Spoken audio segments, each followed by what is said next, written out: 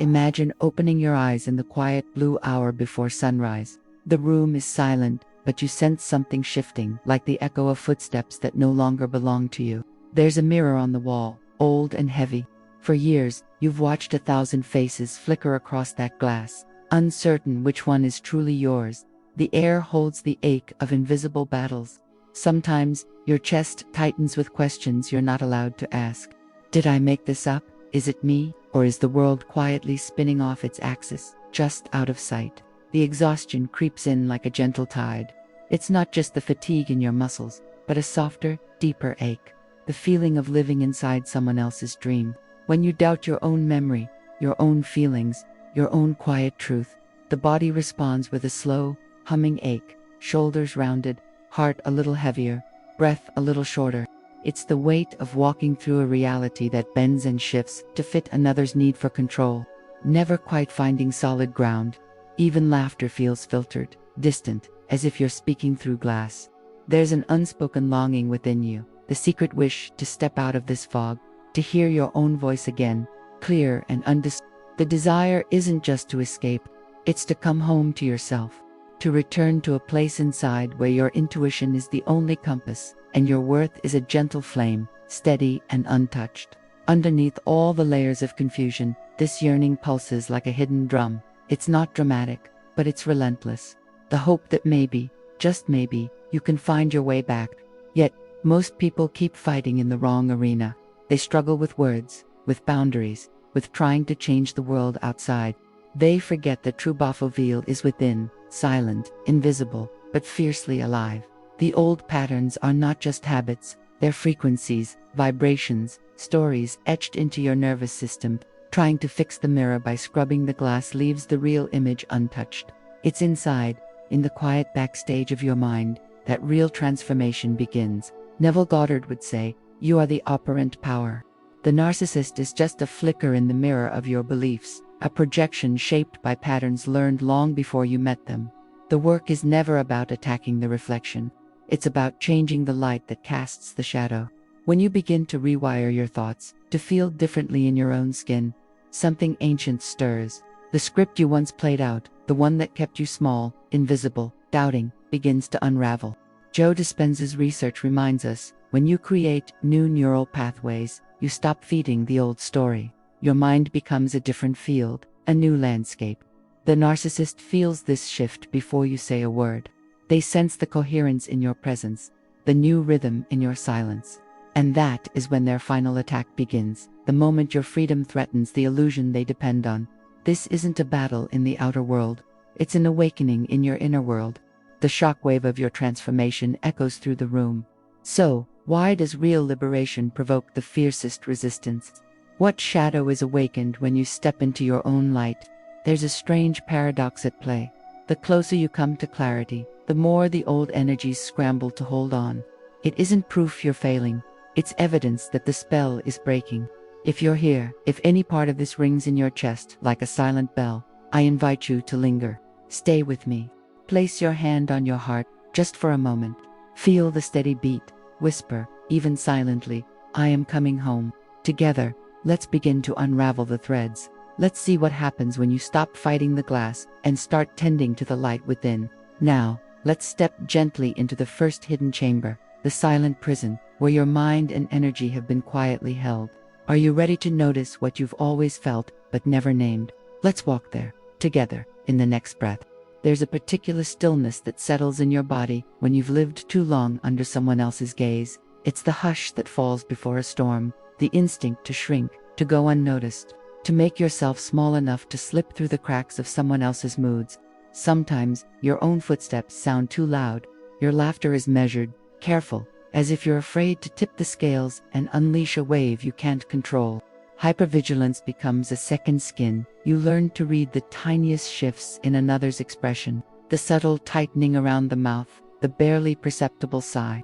Your whole being is tuned to a frequency of danger, even in the quietest moments. In this invisible cell, it's not bars that hold you. It's the soft, silken cords of energetic entanglement, threads you never saw being woven, but that now wrap around your chest, your gut, your mind. Each cord carries the echo of every look, every word, every withheld affection or unexpected rage. You begin to lose track of where you end and the other begins. The narcissist's moods become the weather inside your own body. Sometimes, just the anticipation of their displeasure is enough to tie your stomach in knots before a single word is spoken. There's a cost to this, one that rarely shows on the surface. Your thoughts begin to fog, as if your brain is wrapped in cotton. There are days when you can't remember what you wanted, or even who you were before the shape of your life was dictated by someone else's needs. You might catch yourself apologizing for taking up space, second-guessing every decision, doubting the simplest memory. The body keeps the score. Fatigue lingers in your bones. Sleep is restless. The chest feels constricted. The heart grows wary. Your sense of self, once clear, starts to blur at the edges. You may recall moments so small they almost slip by unnoticed, when your reality was quietly questioned. Are you sure you remember it that way? Don't be so sensitive. You always overreact. These phrases land gently, like falling ash, but over time they settle into the deepest layers of your being. Slowly, they create a fog inside your mind, a disorienting mist that makes you doubt even the things you feel in your own body. You start to look for yourself in their eyes, hoping to see something kind, something true, something that feels like home. If you pause, if you listen beneath the static, you might sense the longing that remains untouched, the part of you that aches to stretch, to breathe fully, to feel your own energy untangled and alive. Sometimes, your body sends you small signals, a flutter in the chest, a tightness in the jaw, a shiver along the spine. These are not weaknesses. They are quiet reminders that your soul is still here, still listening, still ready to find its way back. As you sit with this, notice the gentle ache, not as a flaw, but as a doorway. With each breath, imagine those golden threads loosening, just a little, as if your body remembers what it's like to belong to itself. Whisper, if only in your mind, I remember who I am.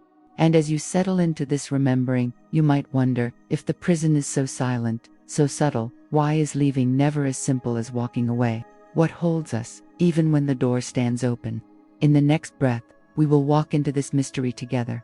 It's a quiet rebellion, that first urge to walk away, to imagine a world where the air isn't thick with tension, where every step doesn't echo with someone else's expectations. Many believe the answer lies in distance, a new city, a new home, a new name whispered into unfamiliar air. For a moment, freedom feels as simple as closing a door and turning the key. The outside world changes, the scenery shifts, but somewhere, deep beneath the surface, the old story keeps humming. There is an ancient blueprint within us, a map drawn in invisible ink across the body and mind.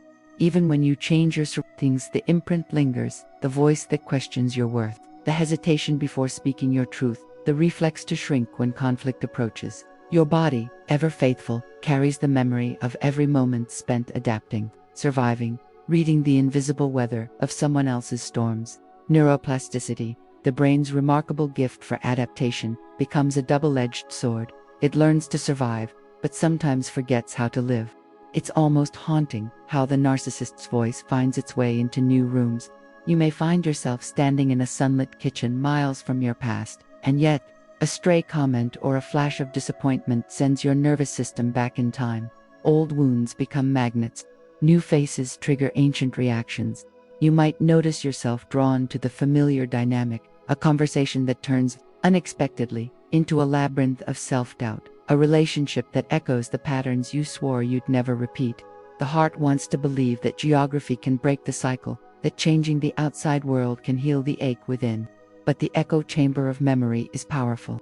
You may have witnessed someone uproot their entire life, only to find themselves woven into the same story, the same roles, the same gentle ache, just wearing different names and faces. It isn't weakness, it's the mind, searching for resolution, repeating the pattern until a new ending is written inside. In these moments, the longing grows sharper, not for escape, but for genuine liberation. The kind that seeps into the marrow, the kind that teaches your nervous system to recognize safety, not just absence of threat. This is the silent, interior journey. The quiet courage to rewrite the blueprint, to let your body and mind learn a new dance, a new rhythm, a new way of being with yourself. As you notice this truth settling into your bones, perhaps a gentle curiosity arises. What if you could change the story not by running, but by remembering your own power? What if, beneath the old echoes, there is a frequency waiting to be tuned, a vibration that could transform everything, even the people who show up at your door? In the next breath, we'll step into the quantum mirror, where even the shadows begin to shift. There is a secret landscape inside each of us, a place where thoughts and feelings become ripples that touch everything around us. Imagine standing before a great mirror, not one made of glass, but woven of possibility and light. In this mirror, the world reflects your inner weather, the people you meet, the experiences that find you, the very shape of your days, all bend gently to the frequency you carry within. Neville Goddard's words linger here. Everyone is you pushed out. The reflection isn't a copy, but a dance of energies, each interaction shaped by the silent music of your mind. It can be unsettling to realize that your inner state calls forth not just what you love, but sometimes what you most fear. When your thoughts spin in cycles of vigilance, doubt, and quiet longing for approval, the world responds: familiar faces, old patterns, the subtle replay of stories you thought you'd outgrown. It's as if the universe is an echo chamber, mirroring back the beliefs you hold in your silent hours. Yet, this mirror is not a prison, it's a portal. Quantum physics speaks of fields and waves, of energy shifting in response to observation. Your mind, your heart, your breath, they send signals, weaving new blueprints in the space between atoms. When you begin to tend to your inner world, even in the subtlest way, something astonishing happens. The people around you notice the change before you speak a word, a softness in your eyes, a calmness in your presence, a silence that feels like rootedness, not retreat. The narcissist, attuned to every shift in the invisible currents, senses the ground shifting beneath their feet. Perhaps you've felt it, those small changes in yourself that create ripples in the room, the way you no longer rush to fill the silence, the gentle boundary that appears in your posture, in the way you meet another's gaze. Sometimes it's met with confusion, sometimes with resistance, but always the dynamic begins to tilt, as if the story itself is being rewritten. The old script falters. The familiar dance stumbles. In that moment, the mirror reveals its secret. You are not at the mercy of reflection. You are the light behind the glass. Imagine now a golden thread running through your body, steady, luminous, quietly unbreakable. Each breath tunes this thread, humming a new song into the field around you. As you anchor more deeply in your own vibration, the world cannot help but respond. Not always gently, not always easily, but always with truth.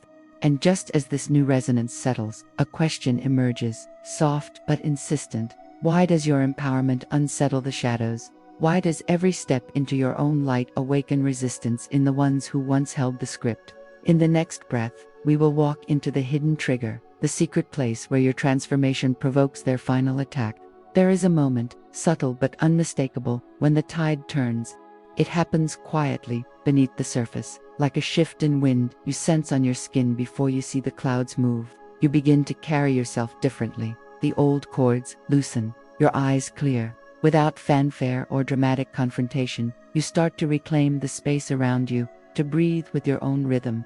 Yet, beneath this gentle awakening, a new energy stirs in the shadows, a storm gathering in response to your quiet strength. For the one who once thrived on your uncertainty, your new coherence is a kind of threat. In the language of the nervous system, it's an alarm bell. The narcissistic ego, built upon a fragile scaffolding of control and validation, feels the ground begin to shake. It is a strange paradox. The more peace you embody, the more their world trembles. This is the narcissistic injury, a wound to their need for dominance, a challenge to the old story in which your light was dimmed for their comfort. Their final attack is rarely rational, never gentle. It's an instinctive scramble to reassert control, as if they sense the source of nourishment slipping away. Psychology names it reactance. The deeper truth is older than any theory. Like a virus sensing a body that's no longer a willing host, the manipulator's tactics become sharper, more desperate. Sudden outbursts, subtle provocations, a surge of blame or a rush of cold silence. The goal is not always to win, it is to draw you back into the old dance, to remind you of your place in the story they wrote. If you're not careful, you might mistake this escalation for failure, for proof that you haven't changed at all. But pause, and see with new eyes. Their intensity is not a measure of your weakness, but a mirror of your growing strength. It can be painful to witness. The longing for peace can clash with the shock of backlash, and your heart may ache to retreat, to restore harmony at any cost. Yet this is the threshold, the moment when the old cycle reveals itself, not as fate, but as a choice. The challenge is not to fight, not to fix, but to remain steady, like the deep roots of an ancient tree. Their reaction is not yours to own. It is simply the last ripple of a story that is already ending. As you rest in this awareness, maybe you sense a trembling within, equal parts fear and relief. You are on the edge of a new reality, even as the shadows try to pull you back. And so, a soft question rises in the eye of the storm. What becomes your anchor? How do you hold your frequency when the world around you shouts for you to lose it? Let us breathe into that next, together, with presence and unwavering calm. There is a silence that holds more power than 1,000 words. In the middle of chaos, when voices rise and accusations swirl like leaves in a restless wind, something remarkable happens if you do not reach for the old defenses. If you allow yourself to remain rooted, unmoved, you become a quiet instrument, vibrating at a frequency that cannot be touched by the drama. The storm may rage, but inside, there is a steady flame. Neuroscience reveals that your ability to stay present in the face of provocation is not just a skill, it is a rewiring, a gradual sculpting of new pathways in the brain. The more you practice being with your sensations, the less you are compelled to act from fear or reflex. You notice the heat in your chest, the tightening in your throat, the impulse to defend or explain. And instead of letting those sensations take you, you pause. You let the breath anchor you. You imagine your spine lengthening, as if golden light is pouring down through the crown of your head, straightening your back and quieting your mind. There is power here, the power of choosing not to react, but to witness. In these moments, you become sovereign. Your silence is not withdrawal, but presence. It is an energetic boundary, a declaration that you will not be pulled into the old dance. Sometimes, the most profound strength is found in not answering, in letting the noise pass through you like wind through tall grass. There are times when words are needed, but you begin to sense when speaking comes from clarity, and when it would only fuel the fire. The wisdom is in the pause, the breath, the soft space between stimulus and response. You might notice a subtle shift, the way your hands unclench, the way your heartbeat slows, the way you can actually hear the world around you, even in the tension. Sometimes, placing your hand gently on your own heart, feeling the pulse, can remind you, this body is yours, this presence is sacred.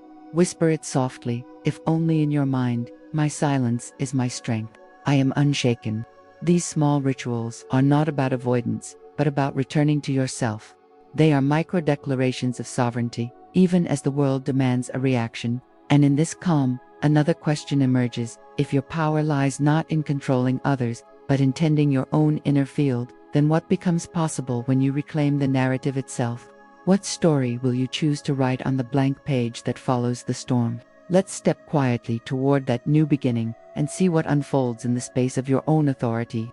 Somewhere within, beneath the chatter and the borrowed beliefs, there is a quiet place where your own story waits to be reclaimed. It is a sanctuary that knows your true voice, even if it's been silenced, even if the words have become unfamiliar.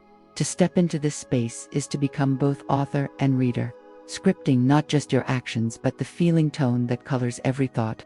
Neville Goddard spoke of imagination as the sacred tool, not an escape, but a key to the inner chamber where change takes root. In this chamber, your mind is the stage, your feelings the light, and every belief is a seed that quietly shapes tomorrow. It begins gently, perhaps with a simple phrase repeated like a lullaby, or a vision of yourself standing tall in your own light, unafraid to take up space. You may find yourself looking in the mirror and, for a moment, meeting your own gaze without flinching. You are not waiting for someone else to validate you. You are becoming your own witness. The search for approval softens. The old need for external reassurance loosens its grip. Instead, a new presence blooms, subtle, but unmistakable. These shifts can be anchored with small rituals. A word spoken softly in the morning light, a hand resting on your chest before sleep. The act of writing a boundary not as a line drawn in sand, but as a vow whispered to yourself to honor your energy and your truth. Each gesture, each thought, weaves new patterns in the fabric of your mind. The nervous system learns the texture of safety. The heart relearns its own rhythm. Sometimes, the boundary you set is not spoken at all, but felt, You carry it in the way you breathe, in the way your energy fills the room without apology. The people around you may sense it, even if they can't name it. It is the quiet certainty of someone who no longer abandons themselves, even in the presence of doubt or disapproval. You have become the author, no longer an extra in someone else's script. If you pause now, you might sense a gentle pride, not loud or boastful, but deep and settling, like sunlight pooling in the center of your chest. Whisper, perhaps only to yourself, I am the one who decides what stays and what goes. I am the keeper of my own story. As this truth begins to take hold, a new question floats to the surface. Once survival is no longer the goal, what does it mean to truly live? If you are no longer defined by the shadows of the past, what kind of world might you create, not just for yourself, but for those whose lives you touch? With that breath, let us step beyond survival, into the realm of creation, and the possibility of joy returning to the body, like light after a long winter. There comes a moment, gentle as the first morning light, when you realize the story of survival is not the story you are meant to live forever. The nervous system, so long accustomed to tension and vigilance, begins to remember the feeling of safety, not as an idea but as a sensation in the body. Shoulders soften, breath deepens, the heart dares to trust the present moment. What was once a haunted house of memory becomes a doorway to something new, the freedom to create, to imagine, to invite joy without fear of it vanishing. Joe Dispenza teaches that the heart and brain, when in coherent dialogue, become a powerful magnet for new experiences. Science calls it coherence, the body calls it relief. This coherence is not about perfect peace, but about a living, pulsing harmony that calls forward authentic relationships and circumstances aligned with who you are becoming. The energy you once spent anticipating danger, scanning for threats, now becomes fuel for creation. The world outside you starts to reflect the changes you have tended inside, new faces that feel like sunlight, conversations that nourish instead of drain, a sense of home that moves with you wherever you go. This is the subtle magic of living as the creator, not just the survivor. You begin to sense that every thought is a brushstroke, every feeling a note in the symphony of your life. You no longer seek only to escape the shadows. You begin to build on sacred ground, constructing a reality where joy is not stolen but rooted. Relationships, too, transform, not perfect, but honest, and capable of growing with you rather than shrinking you. If you close your eyes, you might picture yourself stepping out of that old, haunted house. The air is fresh. The earth feels new beneath your feet. Perhaps you kneel and press your palm to the ground, sensing the steady thrum of life that has always been waiting for you to return. Whisper to yourself, I am safe here. I am allowed to dream again. These words are not instructions, but gentle permissions, keys turning in the locks of old doors. With each step into this new reality, another question begins to flicker at the edge of awareness. If your beliefs and inner states can change the world around you, what else becomes possible? What legacy of light might you leave, simply by choosing to create instead of merely survive? As we arrive here, in this clearing beyond the shadow, let us pause. There is still a deeper wisdom waiting, the knowledge that your story is not determined by circumstance, but by the beliefs you are willing to claim as your own. Let's rest in this truth before crossing the final threshold together. There is a kind of inheritance, older than words, that moves quietly through the body, the sense that your reality can be shaped, not by what surrounds you, but by what lives inside. Bruce Lipton reminds us that the environment is not the final author of our destiny. It is the mind, the belief, the story held in every cell that determines what flowers and what withers. You are not bound by history, nor are you fated to repeat what was written before you learned your own name. The act of reprogramming is not just an idea floating in the mind. It is a biological truth, a living reweaving of possibility in your very being. Neville Goddard, with his calm certainty, speaks of a concept of self so luminous it rearranges the world around you. Change your concept of self and the world rearranges itself accordingly. The power the narcissist once held dissolves, not through confrontation or force, but through your decision to live at a different frequency. In this space, you are no longer a participant in the old script. The mirror's hold breaks. You become the source. If you have felt resonance in any corner of this journey, a shiver of recognition, a moment where the fog seemed to clear, you are already part of a quiet revolution. Every story shared, every word spoken from a place of awakening, expands the field of possibility for others. There is a kind of sacred rebellion in gathering with others who have chosen to tend to their own light, to transform suffering into sanctuary. Your mind is not a battlefield. It is the birthplace of a new reality, tender and unclaimed, awaiting your unique imprint. Consider this a reflection, not just a message. Every act of mental reprogramming, every moment you choose your own presence over the old reflexes, is a declaration of sovereignty. The final attack of the shadow is only the echo of what is ending. Let it pass through. Let it remind you of how far you've come, and how quietly powerful you have become. If you feel the urge to share your story, know that your voice adds to a tapestry of healing, woven from threads of honesty and hope. This is not a solitary path. It is an invitation to community, to remembrance, to the building of a sanctuary within. As this story settles into your bones, carry this with you. This isn't something to learn, it's something to carry. You didn't just listen, you remembered.